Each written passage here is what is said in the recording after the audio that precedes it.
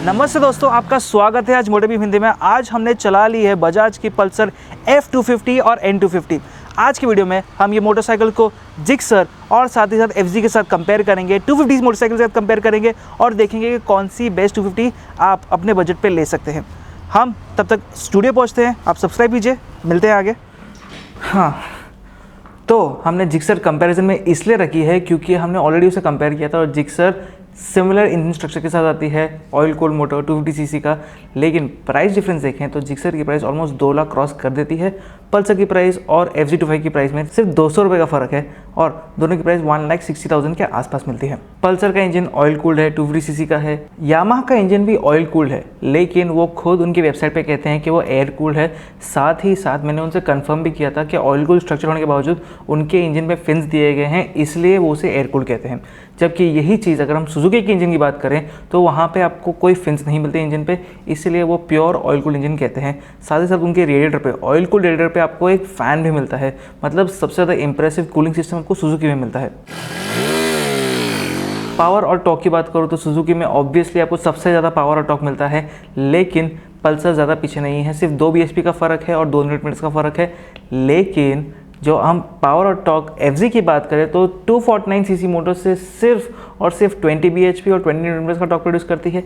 लेकिन हम initial acceleration की बात करें तो तीनों मोटरसाइकिल्स ऑलमोस्ट सिमिलर है 0 to 60 तक। पल्सर 0 to 100 तक थोड़ी फास्ट है, लेकिन सबसे बेस्ट टॉप स्पीड यहाँ पे जिक्सर की है।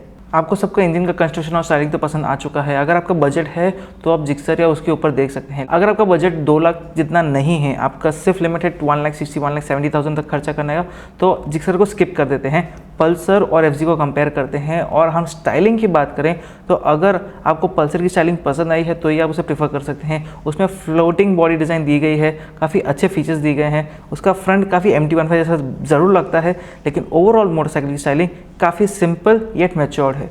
FZ25 काफ़ी बल्की लगती है, काफ़ी स्ट्रॉन्ग लगती है, उसका फेस काफ़ी अलग है। एक ट्रांसफॉर्मर का डिज़ाइन दिया गया है वहाँ पे, टैंक का डिज़ाइन भी काफ़ी बल्की दिया गया है और दोनों मोटरसाइकिल्स में 14 लीटर की फ्यूल टैंक मिलती है। सीट का डिज़ाइन दोनों में स्प्लिट सीट मिलती है, दोनों में LED टेल लाइट्स भी मिलती है।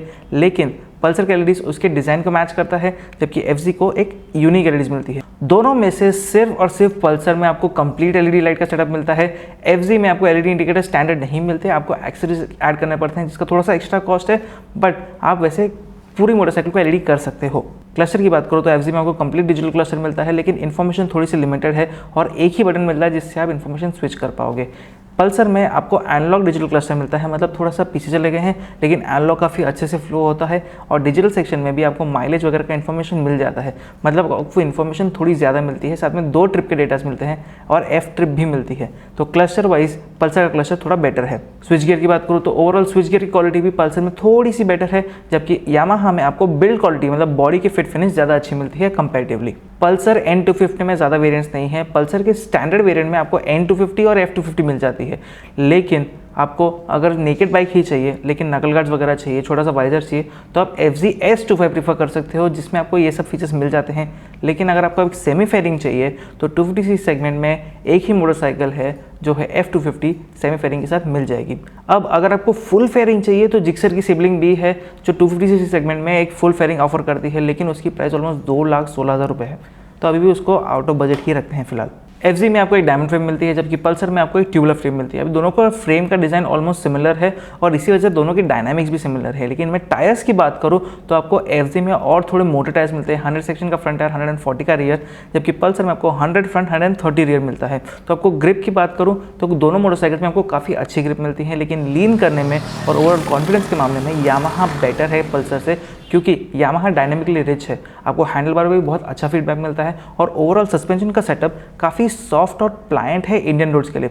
पल्सर थोड़ी सी हार्ड है, लेकिन अगर आप पिलियन को बिठाएं तो पल्सर बैलेंस आउट हो जाती है। और इसी तरह से अगर आपको पिलियन कंफर्ट भी चाहिए तो दोनों मोटरसाइकिल में से पल्सर आपको ज़्यादा पिलियन कंफर्ट दे पाएगा, क्योंकि इसके पिलियन सीट FZ से थोड़ा और बड़ा है। ग्राउंड क्लियरेंस की बात करूँ तो दोनों motorcycle ground clearance almost similar है, सिर्फ 5 mm का फ़र्क है और इसी वजह से ज़्यादा डिफरेंस नहीं पड़ेगा। बड़े से बड़े स्पीड ब्रेकर्स भी आराम से निकल जाते हैं और दोनों मोटरसाइकिल्स पल्सर और FZ का व्हील बेस काफ़ी क्लोज है। दोनों मोटरसाइकिल का सस्पेंशन सेटअप एकदम सिमिलर है, आगे टेलीस्कोपिक फोक मिलते हैं और पीछे एक मोनोशॉक मिलता है।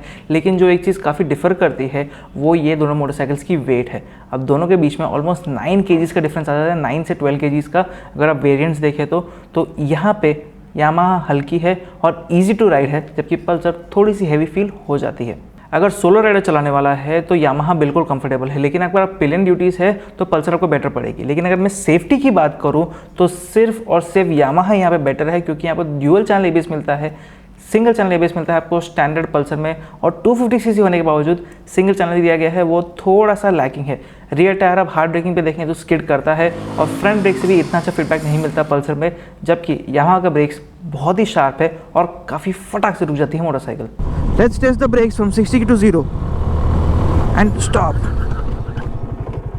सीट हाइट भी दोनों मोटरसाइकिल्स की ऑलमोस्ट सेम है 795 mm पे, लेकिन अगर हम सीट की विड्थ की बात करें तो थाई सपोर्ट आपको थोड़ा बेटर मिलता है यामाहा में। अगर आपका माइलेज प्रेफरेंस रहने वाला है और आपको नॉर्मल कम्यूट ही रहने वाला है तो आप यामाहा ले सकते हैं, लेकिन अगर आपको थोड़ा लॉन्गर डिस्टेंस जाना है तो आप बजाज को प्रेफर कर सकते हैं। साथ में बजाज के सर्विस सेंटर्स यामाहा से ज़्यादा है और साथ ही साथ बजाज के स्पेयर्स भी यामाहा से सस्ते हैं। तो ओवरऑल देखें एज अ पैकेज आपको यामाहा और पल्सर सेम कॉस्ट पे आ जाती है, लेकिन आफ्टर सर्विस में पल्सर थोड़ी बेटर है, आफ्टर राइडिंग में यामाहा की क्वालिटी बेटर है। तो आप डिसाइड करके आप अपनी मोटरसाइकिल चूज़ कर सकते हैं, और अगर आपने डिसाइड किया है तो आपकी चॉइस कमेंट सेक्शन में ज़रूर बताएं।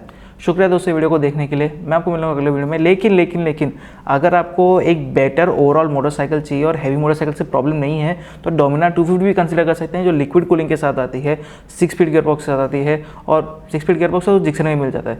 तो अगर आपका बजट 2 लाख प्लस है तो जिक्सर या डोमिनार में से आप सिलेक्ट ज़रूर कर सकते हैं। शुक्रिया दोस्तों वीडियो को देखने के लिए। Bye bye.